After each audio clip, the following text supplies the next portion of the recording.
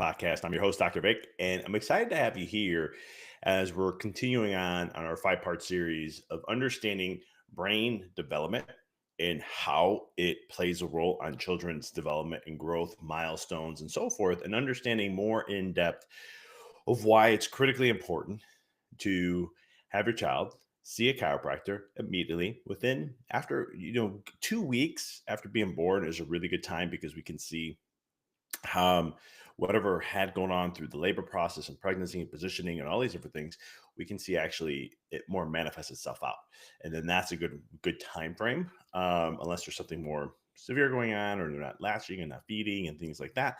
And there's other things too. That's when you want to see them a little sooner. So, and the reason why this is really critical, we want to share, is because a lot of people don't think of chiropractic for kids. We think of chiropractic for head, neck pain, back pain, and headaches, and we don't realize that chiropractic has nothing to do with that. Chiropractic is all about the brain, communication, and making sure there's no interference in this communication system. I call this communication intelligence, and it's intelligence to of how the body not only gets information to respond properly to one's environment, but also the intelligence to heal and to regulate and to do all the other things that it amazingly does. I mean, this body is, we look at technology and look at all the new technology we have, and we're like, wow, we have so much amazing technology. And yet we're not even paying attention to the amazing technology we have within ourselves. And so that being said, check out our social media. Check us out, the Wellness Path, where all our handles are Wellness Path Cairo. You can check them all out on Facebook, social media, TikTok, and YouTube. Subscribe to the podcast if you haven't. This helps us grow and expand this message out to really have neuro focused, bringing chiropractic back to the center of what it was naturally designed to be, which was focusing on nervous system, consciousness, and helping, especially what we're sharing today in the last few episodes and the next episode too, to help kiddos evolve to be the best version of themselves, to really give them a jump start, to really give them a really good foundation, neurologically speaking, so they're able to adapt and thrive more in this environment called life. And so, if you haven't checked out the previous episodes, you can check the links in the show notes. We have episode 1, 2, and 3 there. This is number 4, and we're going to start combining a couple things together to just kind of show you this process. And if you're loving what we're sharing and you want to go more in depth with this, I have a free 4-part video series all about something called the domino effect, and how when we don't take care of something here, pediatricians, I love this, they're famous for this, and that is, don't worry, your child's going to grow out of this. Don't worry, they're going to grow out of that. Don't worry about it. And it's like nothing, if a tree is bending 10 degrees to the left, it's not going to grow out of that imbalance. It's only going to continue getting more imbalance. And this is why I wanted to create this. But the workshop, the domino effect, talks about that so much more, how it integrates into all these different things, how chiropractic is the answer. And I give you some nice testimonies of children and parents that I've worked with, of how chiropractic does that and so much more. So check that out. It's in the show notes. So let's get into today's episode here. So we talked about primary reflexes, the importance behind that. We got into sensory systems, and we also got into motor development on our last episode. These next two, again, it's just as things get affected, these are all going to start to be imbalanced. We get into sensory processing and perceptual motor, and we also get into communication. So let me explain a little bit. I'm going to say I'm reading A Pyramid of Dr. Robert Melillo, his work. And I love it because this is the stuff I've been doing for so long. And I actually had a patient introduce. I mean, read his work and stuff, and but I had a patient go through his work, and she was like, "Oh my God, this is you're just like him, with the different reflexes and the sensory and making sure they're getting this." And I was like, "I need to do that for the podcast." So when we get into sensory processing, now there's something called sensory processing disorder, right? And it's where, let's just use this for an example. I touch let's say someone touches your skin, and all of a sudden it feels like fire, right? It's a sensory. The sensory is not processing properly. Well, I want to share that that's chiropractic. That's a subluxation. That's an interference in the nervous system. We all have sensory processing disorder. We either have way too much stimulation or not enough. So this is where, so let me share an example what those two are. If someone doesn't have a lot of sensory input, they need a lot to get something to go. That's someone who has like a high pain tolerance. And I was one of those people. I always thought high pain tolerance was like, yeah, I have a high pain tolerance. Yeah, nothing bothers me. And then I started to realize how bad that is. And then I realized you came from a stressful childhood. And then I realized, and I was like, oh, makes a lot of sense. So I had to work on that. But then the other one is you had and you're overly excited nervous system. You've had, maybe some traumas and some things that really overstimulate that nervous system, become very hypersensitive. And so this is where the tiniest input throws things off. So we have those are the polar opposites, and there's a ton in between. Okay, so that's sensory when we look at sensory processing disorder and things along that nature. Then we have, so let's get into what this is. So what's sensory processing? We can look at things from visual, right? How we visual perception. I love this one, and I'm not going to go too far like I would love to right now, but it's one of those things where how do we see things, the visual aspects, what's coming in from the world, right? So I teach this in my coaching stuff and whatnot, and that is basically the world outside of us really is just atom molecules and photons, and when they come in, our brain renders that into an image, and then it makes, and based on our experiences, that becomes what we experience. So this can play a lot of different roles of how we see things. This is why so many people can see something different. One event happens and you got 10 different stories. um, we have speech. Okay, now this is processing aspects of it. Then we get into perceptual motor, like balance, visual motor interpretation. That's again eyes, hands, coordination, things along that nature. And then we get into sequencing. So this is that layer that is now going to affect higher centers of the brain, right? These are different, more complex things that we're looking at. And if we don't have that, so this is more advanced growth. This allows the brain to expand even further. And yet, if we don't have that properly communicating in the beginning, it's going to disturb this in some way. And a lot of times I see this from visual perception, speech, and balance are the three biggest things that I will see. And based on my testing, I'm not saying people don't have visual motor integration issues. They do. We have to stimulate that part, and that's something I do outside of that. And sequencing is another thing we do. But it's one of those things that those are the three main that I'll see. And speech delays have been going through the roof for the last 10, 15 years. I used to have speech pathologists and therapists in my office as patients. They used to bring their families in, and one of the things we would see is I talked to them about this, and they're like, it's we're overloaded. I'm like, how busy? She goes, we're over. She'll be like, I am so busy, I can't keep up. And I'd be like, man, we have to create a program together or something to help these kiddos. I mean, chiropractic, you've seen it. And the only way she's seen it is because she referred a couple patients into my office, and she was the therapist overseeing everything. And she noticed from the moment of starting chiropractic care, especially with us, all of a sudden, within 2 to 3, 4 months, skyrocketing results, right? Because it maximized the effects of what she was doing. And she was like, I'm sold. Holy cow. I have this for another person, another person.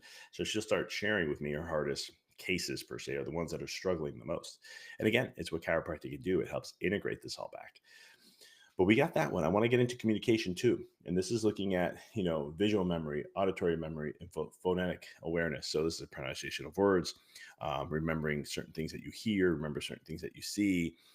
Kids looking at a book and knowing each image, they remember the book. Like my daughter does this really well, where we'll read a book and she's read it a few times now, and all of a sudden she'll know what's coming on the next page. She'll be saying it, and I'm like, cool, we got that phase good. Auditory, listen to music, listen to songs, repeating certain phrases.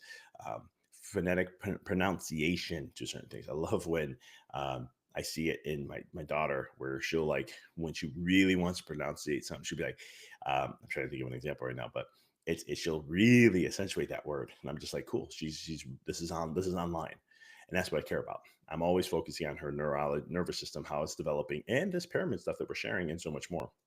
But what happens with kiddos who have these baseline issues is that when they start to get to speech, which is 2 to 3 years old, I mean, you start speaking around one, but it's really starting to evolve, and the left brain starts to really develop after two. That's when it should start to skyrocket.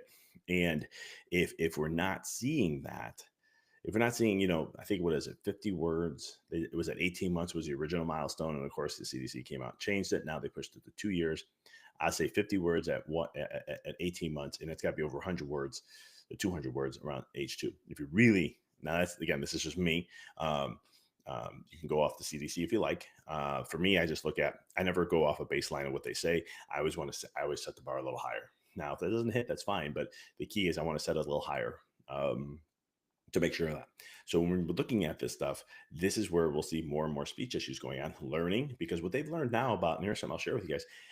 Auditory, how we comprehend things, how we listen to things, how we take in that stuff, actually builds memory. And we know this to be a fact because we see it in when you start to have hearing loss as you get older.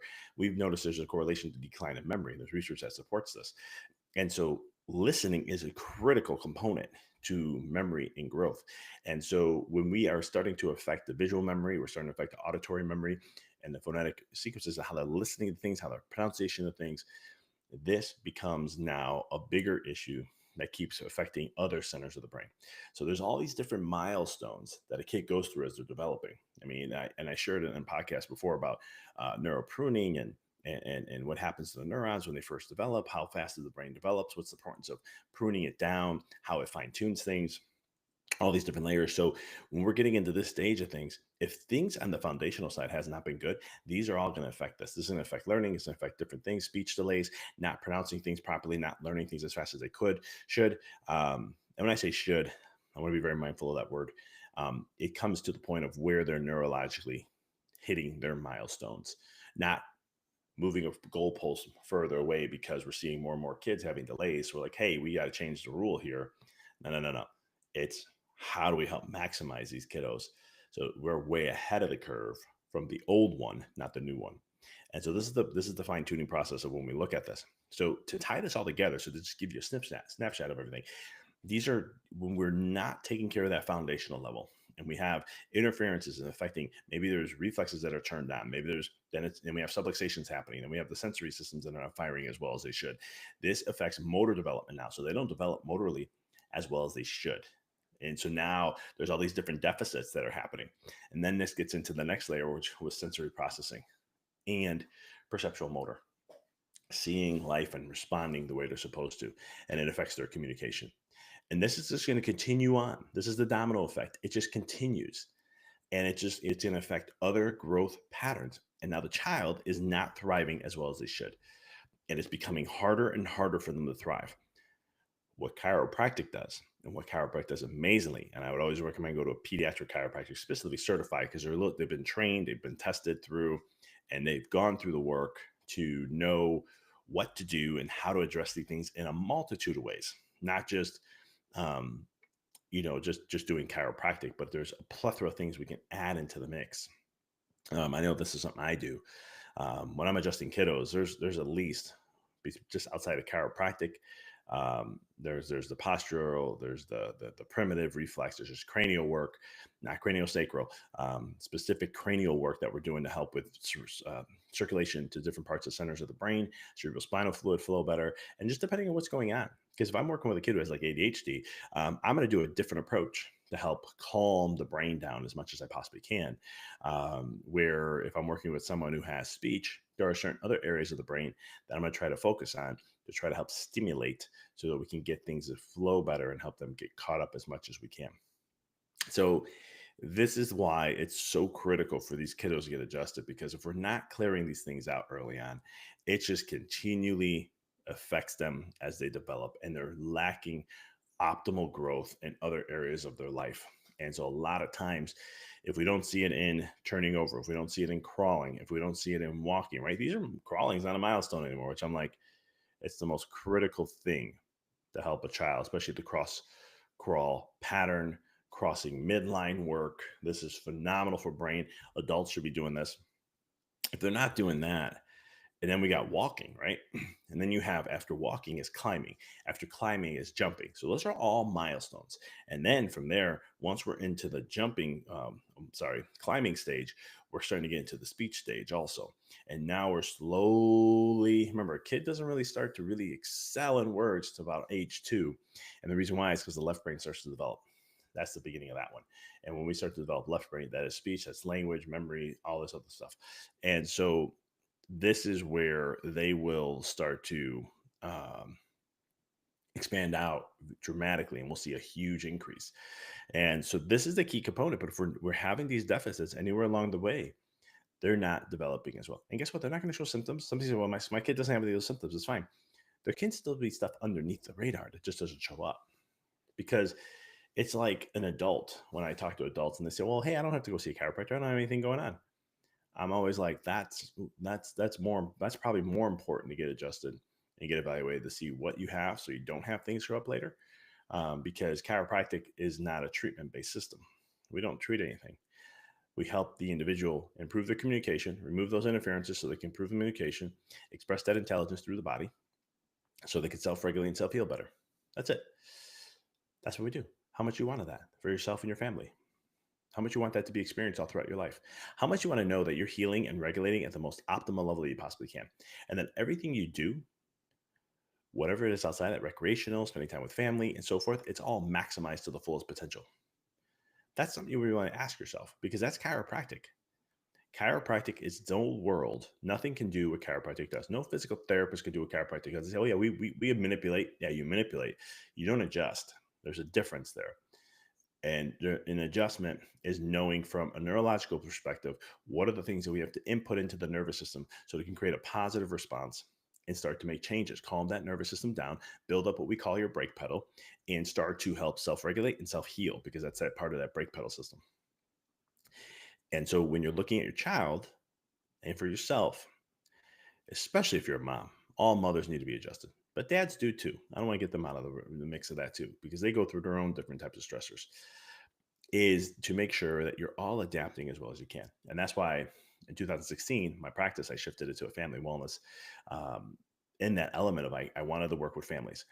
And what I started to see was when families got adjusted, they had better experiences. They enjoyed life more. They didn't fight as much. Fighting still happens, it's natural, like kids and stuff like that. Parents were able to tolerate things a lot better. I love when moms would be, and I say moms, guys, it's just, I'm not ruling dads out, but like 99% of the time when I'm working with families, mom's there.